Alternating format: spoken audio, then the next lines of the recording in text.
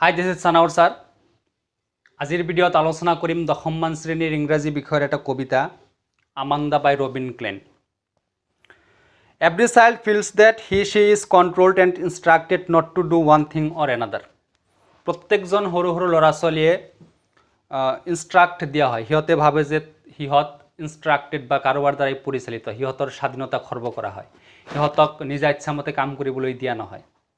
You may to feel that your freedom is curtailed। তুমিও হয়তো ভাবিব পাৰা, ফিল কৰিব পাৰা, অনুভৱ কৰিব পাৰা যে তোমাৰ স্বাধীনতাও এটা সময়ত কাঢ়ি লোৱা হৈছিল। কবিতাটোত আমাণ্ডা নামৰ এজনী সৰু ছোৱালীৰ বিষয়ে দিয়া হৈছে যাৰ ফ্ৰীডম কাৰ্টেইল্ড হোৱা বুলি তেওঁ কৈছে। Don't bite your nails Amanda, don't hunch your shoulders Amanda, stop that slouching and sit up straight Amanda. আমাণ্ডাক কোনোবাই ইনষ্ট্ৰাকশ্যন দি আছে, কোনোবাই কৈ আছে যে তোমাৰ নখবোৰ নাকামুৰিবা আমাণ্ডা, তোমাৰ সেই চলজাৰ্ছ অৰ্থাৎ কান্ধ বেকা নকৰিবা Amanda, stop that slouching and sit up straight Amanda, এই কোজা হৈ বেকা হৈ বহি নাথাকিবা, তুমি সেইবিলাক চিধা কৰি চলিবলৈ চেষ্টা কৰা আমাণ্ডা। পেৰেণ্থেচিছত দিয়া হৈছে অৰ্থাৎ ব্ৰেকটত দিয়া হৈছে আমাণ্ডাৰ feelings. There is a language emerald sea where the sole inhabitant is me, a mermaid drifting blissfully. এটা লেংগুৱেজ এমাৰেল্ড চি, শান্ত এটা সেউজীয়া সাগৰত কি আছে, এটা ইনহেবিটেণ্ট, যিটো মই একদম নীৰৱ বাসিন্দা, আই এম লাইক এ মাৰমেইড অৰ্থাৎ জলপৰীৰ দৰে, যিটোৱে কি কৰে আনন্দ মনে নিজা ইচ্ছামতে ঘূৰি ফুৰে, অৰ্থাৎ ফ্ৰীডমৰ চাইন এটা দিয়া হৈছে ইয়াত। নেক্সট আৰু আকৌ কোনোবাই ইনষ্ট্ৰাকশ্যন দি আছে আমাণ্ডাক।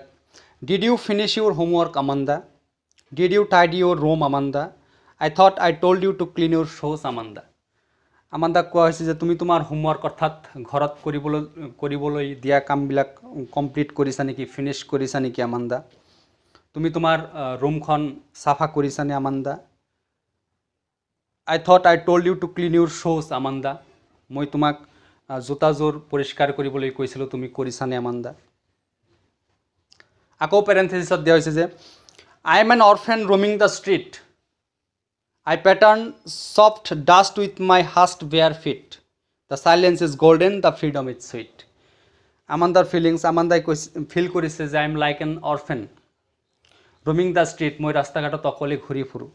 আই pattern soft dust with my hushed bare feet, মই মোৰ সেই খালী ভৰিৰে কি কৰোঁ, পেটাৰ্ণ কৰোঁ অৰ্থাৎ ছবি আঁকো সেই বালিবিলাকত।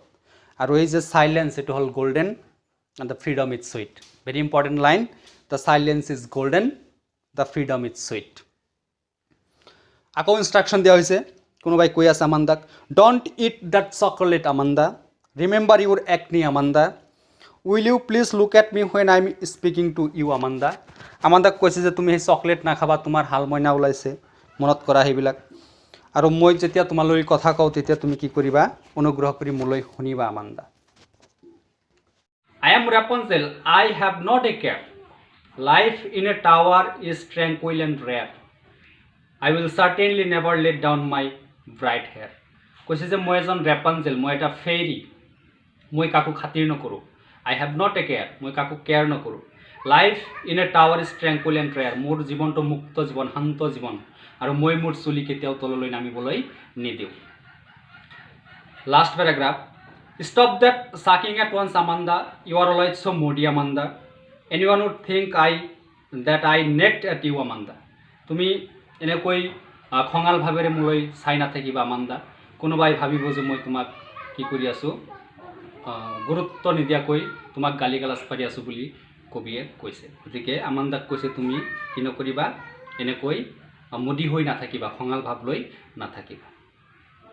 চাৰিটা ৱৰ্ড ইয়াৰ পৰা খুব important. Language means relaxed, drifting moving slowly, pattern make patterns, tranquil কাম।